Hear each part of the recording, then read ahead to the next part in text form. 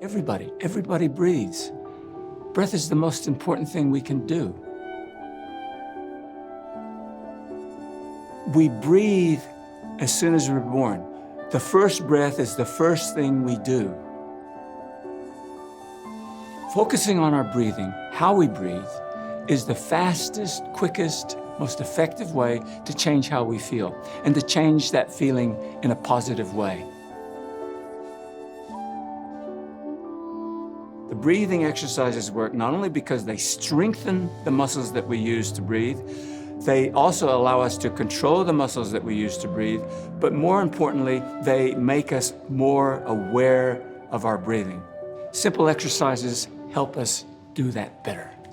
And I'm going to show you how to do them. Let's begin.